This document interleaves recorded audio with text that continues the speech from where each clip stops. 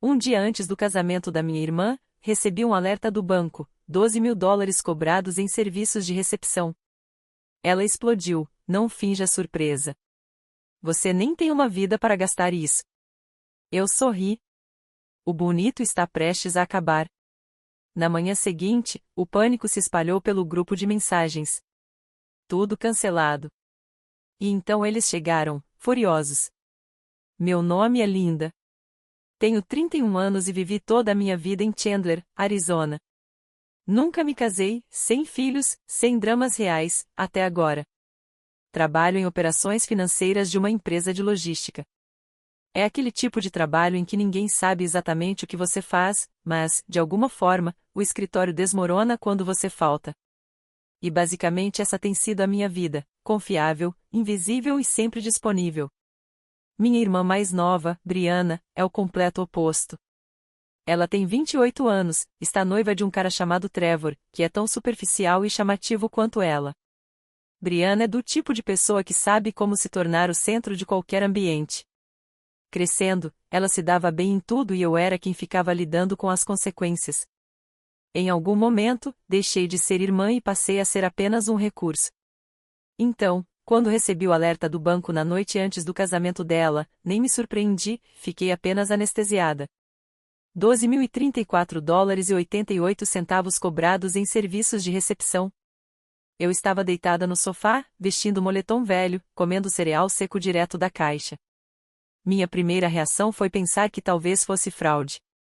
Mas ao conferir os detalhes da cobrança, tudo se encaixou: o nome do local, o horário, o pagamento final. Não era fraude. Era a Brianna. Anos atrás, eu tinha deixado ela usar meu cartão de débito uma vez, quando o dela estava bloqueado. Ela jurou que seria só naquele dia, só $100. Eu nunca atualizei as informações depois. Sinceramente, eu tinha esquecido disso. Eu quase não usava a conta, só para poupança, o que a tornava o alvo perfeito para uma ajudinha de última hora. Liguei para ela, sem resposta. Mandei mensagem, nada. 10 minutos se passaram. Então meu telefone explodiu com a resposta dela: não finja surpresa. Você nem tem uma vida para gastar isso. Eu apenas fiquei ali. Foi como se algo tivesse quebrado, mas não de forma barulhenta ou violenta. Mas como quando uma fechadura finalmente cede, silenciosa, irreversível. Ela achou que tinha vencido. Achou que eu iria ceder como sempre. Mas, pela primeira vez em muito tempo, eu me senti totalmente desperta. Não respondi. Sorri e sussurrei para ninguém: o bonito está prestes a acabar. Acontece que eles haviam planejado tudo às minhas costas: o local, o buffet, o DJ, as flores, a iluminação, tudo pago no último minuto usando minha conta. Esperaram até o fim para que eu não tivesse tempo de fazer nada, porque é assim que eles me veem. A pessoa que não reclama, que leva o golpe e não diz nada. Eles não sabiam que eu estava aprendendo, observando, esperando. Passei a noite inteira no telefone com fornecedores, lendo códigos de transação, cancelando serviços, explicando que os pagamentos não haviam sido autorizados. Alguns fizeram perguntas, outros não. O que importava era reverter as cobranças. Às 3h30 da manhã, minha conta estava bloqueada e as contestações registradas. Ao nascer do sol, todos os contratos foram anulados. Às 7h42, meu telefone começou a tocar sem parar. O grupo da família era um verdadeiro caos. Por que o florista está dizendo que não pagamos? Trevor está ligando para o local, eles dizem que está cancelado, é algum engano? Linda, o que você fez? Não respondi. Às 8h15, minha mãe ligou. Ignorada. Às 8h40, ela estava na minha porta, com Brianna logo atrás, ambas vermelhas de raiva e gritando. Abri a porta e deixei que falassem. Me acusaram de destruir tudo. Minha mãe disse que eu estava com inveja. Brianna me disse que eu me arrependeria disso pelo resto da vida. Eu disse pouco. Apenas olhei para as duas e falei uma coisa antes de fechar a porta: não se deve usar as pessoas só porque tem certeza de que elas não vão reagir. Então tranquei a porta, sentei de volta no sofá e terminei meu cereal. Eu sabia o que estava por vir. As consequências reais ainda nem tinham começado.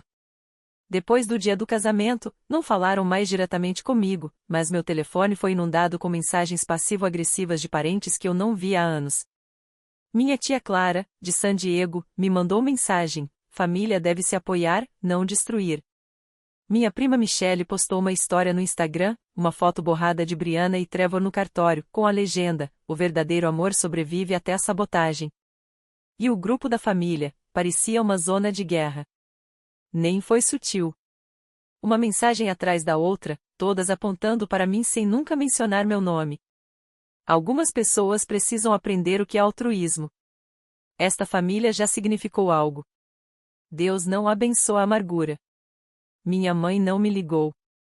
Apenas postou um status no Facebook que dizia: algumas feridas não vêm de estranhos.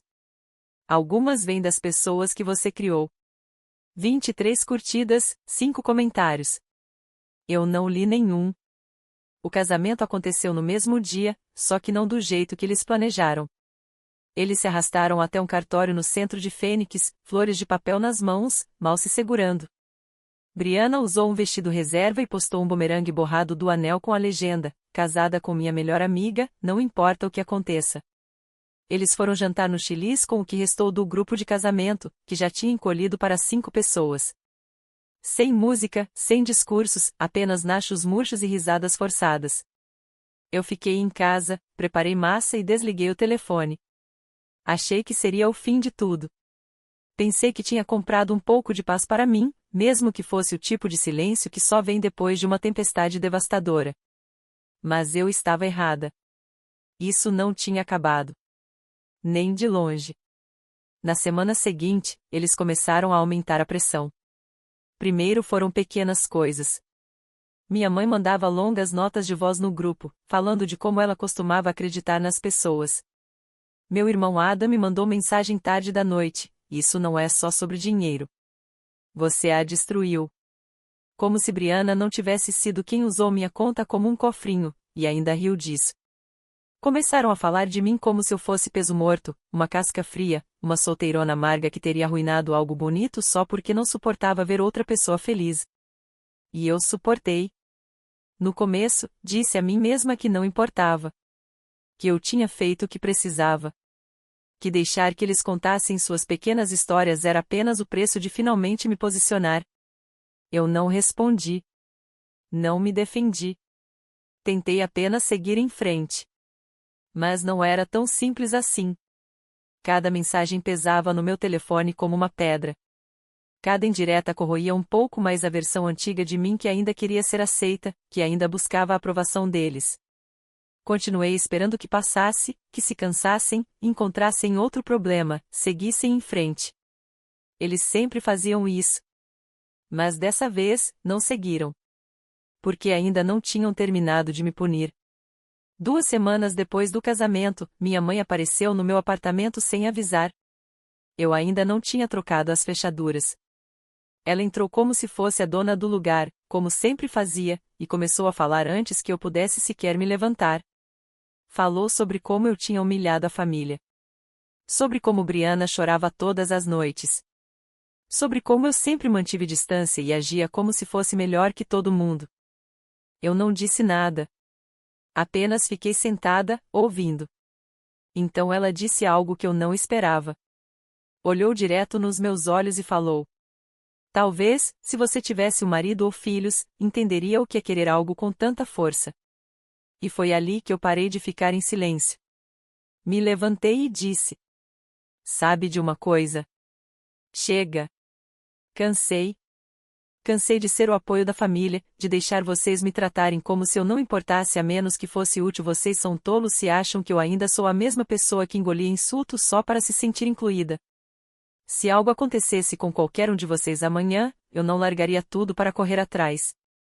Vocês me mostraram quem são. E eu finalmente acredito. Ela não disse uma palavra. Ficou me olhando, piscou algumas vezes, virou as costas e foi embora. Foi a última vez que apareceu sem ser convidada. Fiquei ali parada por um tempo depois que a porta se fechou. O silêncio do quarto parecia diferente, não vazio, apenas, finalmente meu. Foi a primeira vez que eu disse em voz alta: eu não vou voltar. Depois que fechei a porta atrás da minha mãe, achei que haveria uma reação imediata. Outra explosão, mais mensagens, talvez até uma nova emboscada na minha casa. Mas, em vez disso, houve silêncio. Um silêncio estranho, pesado. Sem ligações, sem mensagens, nem as costumeiras indiretas no grupo da família. Eles simplesmente pararam. E, pela primeira vez na minha vida adulta, eu não fui atrás. Silenciei o grupo da família. Depois, apaguei. Tirei meu nome das contas de streaming compartilhadas, bloqueei o cartão de backup do Uber Eats que Brianna usava quando estourava o dela, entrei no app de serviços e cancelei o pagamento automático da conta de luz da minha mãe. Aquela que eu vinha pagando desde janeiro, sem nunca mencionar nada. Chega de favores silenciosos. Chega de apoio invisível. Por alguns dias, esperei pela reação deles, mas ela não veio imediatamente.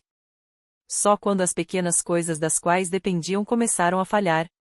Então chegou a mensagem confusa da Brianna: por que o Lu me deslogou da conta do Adam? O cartão da academia foi cancelado? Está dizendo que foi recusado. E da minha mãe, a primeira mensagem real desde nossa última conversa: quase cortaram a luz hoje. O que está acontecendo? Não respondi nenhuma delas. Em vez disso, reservei um fim de semana em Sedona, de última hora, sozinha.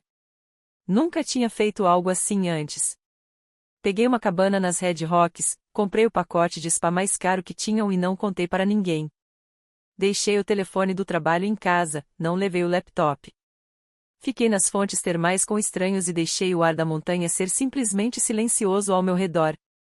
Na segunda noite, sentei no pequeno terraço da cabana, vendo o sol desaparecer atrás das falésias vermelhas, e percebi algo simples, mas pesado: eu não sentia falta deles. Sentia falta da ideia de família, da versão que construí na minha cabeça, do conforto de pertencer, mas das pessoas reais, do jeito que me usavam, me desconsideravam, tratavam meus limites como sugestões. Não, isso eu não sentia falta de jeito nenhum. Voltei para casa na segunda-feira de manhã e comecei a viver de forma diferente. Não de um jeito chamativo ou performático, apenas melhor para mim mesma. Comprei um colchão novo, joguei fora todos os móveis que pareciam pertencer a uma versão de mim que eu já tinha superado. Comecei a caminhar à noite em vez de passar horas rolando a vida dos outros. Pedi comida por delivery sem me sentir culpada. Fiz uma aula de cerâmica no sábado. Fui sozinha a uma degustação de vinhos. Comprei roupas que realmente gostava. Até abri uma segunda conta no banco, que ninguém sabia da existência. Enquanto isso, eles começaram a notar. Brianna mandou uma mensagem: não quero parecer estranha, mas onde você foi no fim de semana passado? Alguém disse que te viu em Sedona. Deixei para lá. Minha mãe deixou uma mensagem de voz. Disse que esperava que eu não tivesse gasto tudo ainda, como se eu fosse alguma idiota frágil, sem autocontrole, agora que tinha parado de despejar dinheiro na vida deles. Isso me fez rir. Mas o que realmente os incomodava não era o silêncio. Era o fato de que eu estava melhor sem eles. Que eu não parecia despedaçada, desesperada ou perdida. Eles esperavam que eu desmoronasse quando ficasse sozinha. O que não entendiam é que eu já estava sozinha há anos. Só que agora era mais silencioso. E então algo mudou. Eles pararam de atacar e começaram a hesitar. Primeiro, foi sutil. Minha mãe me enviou um meme. Sem legenda, apenas um vídeo de um gato caindo em uma tigela de pipoca. 2 dias depois, Brianna curtiu uma das minhas fotos. Depois, Adam respondeu a uma das minhas histórias no Instagram. Só um emoji, mas ainda assim, eu senti a mudança. Eles estavam testando as águas, vendo se eu estava aberta, vendo se sentia falta deles. Não sentia. Mas também não estava mais com raiva. Porque a verdade é que eu tinha encontrado algo que nem sabia que estava procurando: paz. E, pela primeira vez, não tinha medo de perder pessoas para mantê-la. Era uma terça-feira, final da manhã, quando a recepção do meu escritório chamou no interfone e disse que eu tinha uma visita, família, algo sobre uma emergência. Quase não fui, mas a curiosidade venceu. Quando entrei no saguão, congelei. Briana, cabelo cacheado, salto alto demais para esse calor, sentada com as pernas cruzadas como se estivesse esperando uma mesa em um brunch da moda. Ela olhou para mim, sorriu como se ainda fôssemos irmãs trocando receitas de feriado e mensagens de boa noite. Ela se levantou e disse: precisamos conversar. Não entramos no meu escritório. Levei-a para fora, até a beira do estacionamento, onde havia um banco silencioso sob uma árvore meio morta. Ela se sentou como se fosse um trono. Eu fiquei de pé. Ela começou devagar, disse que sentia minha falta, que não gostava de como as coisas terminaram. Falou que até Trevor achou que foi longe demais e que agora quase não fala com ela quando eu sou mencionada, o que já era uma surpresa por si só. Comentou como tinha sido estranho desde o casamento, como as pessoas ainda perguntavam o que aconteceu, como a energia no cartório parecia amaldiçoada, e como ela queria poder voltar atrás. Então ela tirou um papel da bolsa, dobrado, com partes destacadas. Era uma carta formal do local do casamento. Aparentemente, depois que perderam tudo na noite antes do casamento, Briana fez sua melhor amiga postar uma longa e dramática avaliação no Google, chamando o local de golpe, dizendo que os funcionários gritaram com ela, estragaram seu vestido e mantiveram o depósito como refém. Agora o local estava processando-a por difamação e danos. Ela me entregou o papel e disse que precisava que eu testemunhasse. Que dissesse que o cancelamento foi um mal-entendido, que eu nunca quis que aquilo acontecesse. Pesquei. Pela primeira vez, ela parecia nervosa. Então disse: você nem precisa mentir. É só amenizar. Ninguém vai questionar você. Como se eu devesse isso a ela. Devolvi o papel e falei: não. Ela disse: linda, por favor. Você é melhor que isso. Eu disse: eu sou. Por isso não vou fazer. E então me virei e fui embora. Mal cheguei à minha mesa quando meu telefone tocou minha mãe. Ignorei. Depois Ada, depois Briana de novo. Mensagem de voz atrás de mensagem de voz. O volume do pânico estava aumentando e eu podia senti-lo através da tela, mas não respondi. Às 23h23 daquela noite, recebi algo que não esperava, uma mensagem de texto de Trevor. Nunca havíamos trocado mensagens antes. Eu nem sabia que ele tinha meu número. Vermelha, não sei o que eles fizeram com você, mas você os deixou apavorados. E, sinceramente, respeito. Fiquei olhando para a mensagem por um tempo, não porque importasse, mas porque era a primeira vez que alguém, mesmo que indiretamente, admitia que via o que estava acontecendo. Não respondi. Na manhã seguinte, acordei com algo pior, um alerta de e-mail do meu banco. Tentativa de login comum de um dispositivo novo. Depois outra. Alguém estava tentando acessar minha conta antiga. Não a nova, mas a que Briana ainda tinha credenciais de anos atrás. A que eu achava que tinha bloqueado. Haja rapidamente, liguei para o banco, confirmei que nenhuma transferência havia sido feita, redefini tudo, adicionei novas verificações. Até configurei o Voice ID e transferi o restante do dinheiro para minha conta privada. Eles estavam ficando desesperados e descuidados.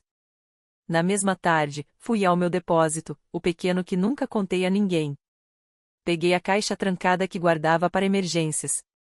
Dentro estavam todos os registros antigos em papel, contas que eu havia pago por eles, anotações, capturas de tela que eu tinha impresso.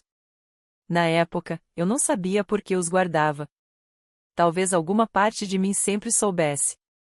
Eu não estava apenas cansada de ser a rede de segurança deles. Estava cansada de fingir que nada tinha acontecido. Eles pensaram que me excluir ensinaria uma lição, mas quem aprendeu fui eu. Que meu silêncio sempre foi a arma favorita deles.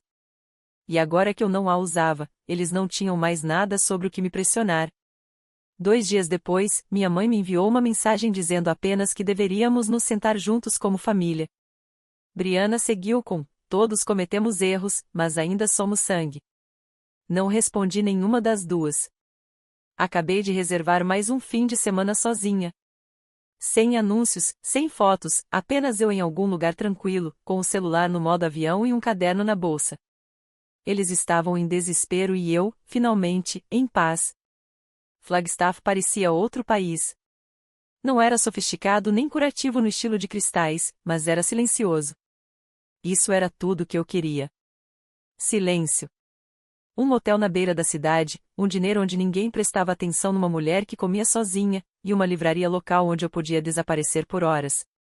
Comprei um caderno em uma pequena loja de antiguidades perto da praça. Páginas grossas, capa de couro desgastada, cheirava como o sótão de alguém. No começo, nem sabia o porquê. Não escrevia nada pessoal há anos. Mas na primeira noite, ao me sentar, não consegui parar. Preenchi páginas e páginas. Não era terapia. Não era arte. Era inventário. Escrevi tudo que fiz por eles nos últimos 10 anos: pagamentos de aluguel, entregas de supermercado, transferências emergenciais, contas pagas, caronas às 2 da manhã, férias que eles tiraram sem mim, mas que eu, sem saber, ajudei a pagar. Lembrei até da vez em que Brianna usou meu cartão de crédito para uma estadia em um hotel boutique porque seus planos de aniversário fracassaram e ela nunca me devolveu o dinheiro. Não chorei. Não fiquei com raiva. Apenas escrevi, página após página. Ao final do fim de semana, o caderno estava quase metade cheio. E eu tinha provas. Não para eles, mas para mim mesma. Eu não era louca. Não era fria. Eu havia sido usada. Quando voltei na noite de domingo, liguei o celular. 38 mensagens, 11 chamadas perdidas, 3 mensagens de voz. Esperei mais do mesmo, reclamações, culpa, acusações. Mas desta vez, algo estava diferente. Primeiro, a postagem de Brianna no Facebook, uma selfie com a legenda: quando você finalmente percebe que tem valorizado as pessoas erradas. Ainda aprendendo, ainda esperando que não seja tarde demais. Não comentei, não reagi, mas vi muitas outras pessoas também. Os seguidores dela lotaram os comentários com mensagens de apoio. Um deles até me marcou: Linda Taylor, você é de verdade. Ignorei. Mais tarde naquela noite, recebi uma mensagem do Adam: acho que te devemos um pedido de desculpas de verdade. Não estou dizendo que entendo tudo, mas eu entendo porque você explodiu. A mãe anda mais silenciosa ultimamente. O Brian é diferente. Só queria que você soubesse que não estamos mais fingindo. Se algum dia quiser conversar, eu vou atender. E então, algo que eu nunca esperava, uma mensagem de Trevor. Eu não tinha notícias dele desde o desastre do casamento, e praticamente não tínhamos falado, nem mesmo quando estavam noivos. Vermelha, eles têm medo de você. Tipo, medo de verdade do que você pode fazer a seguir. E, sinceramente, é impressionante. Fiquei pensando nessa mensagem por um tempo, porque me atingiu. Eles não tinham medo de mim porque eu tivesse feito algo terrível. Tiveram medo porque, finalmente, eu fiz algo. Pela primeira vez, eu não era o amortecedor. Eu era a linha. No dia seguinte, acordei com um e-mail do meu banco. Alguém havia tentado acessar minha conta antiga de novo, a que eu bloqueei depois de tudo. Liguei, confirmei que nada havia sido retirado, adicionei mais segurança, mas aquela tentativa me disse tudo o que eu precisava saber. Eles ainda estavam procurando uma maneira de me puxar de volta. Só que agora a porta estava fechada, trancada. No mesmo dia, me vi dirigindo até um pequeno depósito que alugava há anos. Eu nem lembrava o que guardava lá dentro. Descobri que eram principalmente documentos antigos, formulários de imposto, recibos, caixas de arquivos dos meus 20 e poucos anos. Mas, dentro de uma das pastas, havia algo que eu tinha esquecido: um envelope Manila com US escritos à mão por Brianna.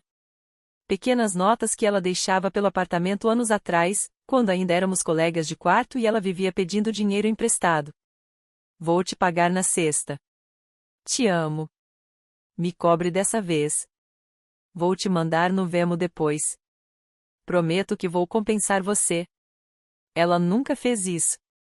Segurei aquele envelope por um tempo, pensei em mandar uma foto para ela. Depois decidi não enviar, porque não se tratava mais de cobrar dívidas. Era sobre deixar ir a versão de mim que precisava que as pessoas admitissem que estavam erradas antes de eu seguir em frente. No fim daquela semana, algo mais aconteceu. Uma mensagem surpresa em grupo, mas não o mesmo grupo antigo da família. Um grupo só meu. Chamava-se Família. Só isso. Sem emojis, sem piadas internas, só os três. Briana foi a primeira a escrever. Quer fazer uma viagem? Só nós. Sem drama, sem expectativas. Você escolhe o lugar. A gente paga tudo. Só queremos tempo juntos. Tempo de verdade. Fiquei olhando para a mensagem por um bom tempo. Então Adam respondeu. Falamos sério.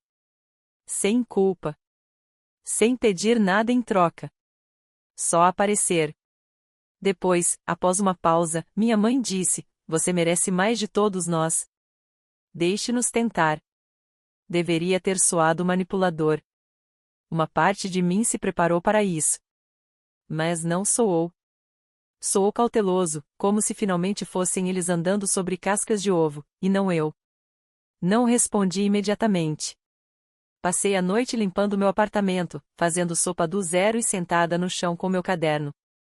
Acendi uma vela, coloquei música, apenas existi. Na manhã seguinte, escrevi de volta: Tudo bem, vamos. Mas estabeleci as regras.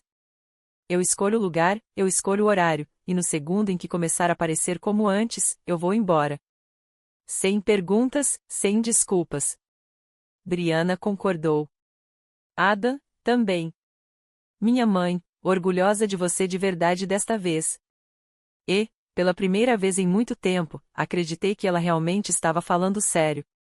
Algo estava mudando. Não rápido, não perfeitamente, mas era real. E talvez, apenas talvez, isso fosse suficiente para recomeçar. Acabamos indo para Oregon. Escolhi, em parte, porque nenhum de nós jamais tinha ido, e em parte porque era longe o suficiente do Arizona para tirar todos dos hábitos de sempre. Sem visitas rápidas, sem desculpas para sair cedo, sem planos B, apenas nós quatro, eu, Briana, Ada e nossa mãe, em uma cabana alugada fora de Bend, cercada por pinheiros, e nada mais. O ar parecia diferente ali. Mais frio, mais silencioso, como se pertencesse a outra pessoa e estivéssemos apenas tomando emprestado. Quando chegamos, ninguém sabia muito o que dizer. As primeiras horas foram tensas, como pessoas que não se viam há anos. E, de certa forma, não nos víamos. Não como iguais. Não assim. Briana continuava me olhando como se não me reconhecesse. Minha mãe continuava fazendo aquele gesto de abrir a boca como se fosse falar, e então fechá-la de novo. Ado ficou principalmente em segundo plano, evitando contato visual, ajudando com as malas, cortando legumes para o jantar, como um pedido de desculpa silencioso. Na primeira noite, sentamos ao redor da lareira em silêncio, até que Briana finalmente falou. Fomos horríveis com você, todos nós. Eu não respondi. Ela continuou. Disse que na época não sabia o que estava fazendo, que pensava que eu sempre estaria ali, que nem percebia o quanto dependia de mim até que eu não estava mais lá para apoiar. Disse que o casamento não era apenas sobre o casamento. Era sobre controle, sobre não querer que eu tivesse voz em nada porque tinham medo do quanto eu já havia dado. Ela chorou. Então minha mãe falou. Disse que passou tanto tempo tentando manter todos os outros à tona que não percebeu que estava me usando como boia salva-vidas. Disse que supus que eu estava bem porque eu parecia bem. Mas bem não significa respeitada. Bem não significa valorizada. Ada admitiu que não queria enxergar aquilo. Que se visse, teria que admitir que também fazia parte disso. Ninguém me pediu para perdoá-los. Essa foi a parte surpreendente. Eles apenas ficaram ali, deixando a verdade pairar na sala como fumaça. Sem me pedir para limpar, sem me pedir para consertar. E talvez seja isso que me fez começar a acreditar que, desta vez, eles realmente estavam falando sério. O resto da viagem não foi perfeito. Houve momentos constrangedores, longos silêncios, mas não havia tensão, nem sensação de andar sobre cascas de ovo. Eles ouviam quando eu falava. Faziam perguntas. Ajudavam. Minha mãe cozinhou uma noite e me deixou dormir até mais tarde na manhã seguinte, sem culpa. Adam e eu fizemos uma trilha e não falamos sobre o passado, apenas apontávamos pássaros, nuvens e como os pinheiros daqui tinham um cheiro melhor. Briana se ofereceu para pagar a gasolina na volta. Não era nada demais, mas era algo. Na última noite, jogamos cartas na grande mesa de madeira da cabana. Brianna riu até começar a resfolegar. Minha mãe tomou vinho. Adam queimou o pão de alho e foi zoado por isso. Por algumas horas, parecia que não estávamos mais quebrados, apenas pessoas aprendendo a recomeçar. Antes de partirmos na manhã seguinte, Brianna me perguntou se algum dia voltaríamos a ser próximas. Eu disse que não sabia, que não se tratava mais de proximidade. Era sobre consistência, sobre respeito. Ela assentiu e disse, justo. Enquanto dirigia para casa, algo no meu peito parecia diferente. Não curado, mas mais leve. E percebi algo, eles não eram minha responsabilidade. Nem os humores, nem os erros, nem as necessidades deles. Eu tinha o direito de viver minha própria vida. E finalmente estava vivendo. Quando cheguei em casa, não voltei aos velhos padrões. Não respondi a todas as mensagens imediatamente. Não atendi todas as ligações. Não paguei nenhuma conta que não fosse minha. Eu disse, comprei uma passagem para Barcelona. Só eu. 10 dias. Sem planos. Postei uma foto no aeroporto sem legenda. Brianna curtiu. Minha mãe comentou com um coração. Adam mandou um joinha. Sem perguntas, sem culpa, apenas espaço. E, pela primeira vez, eu não estava apenas sobrevivendo a eles. Eu estava vivendo sem eles no centro da minha vida e isso já era suficiente.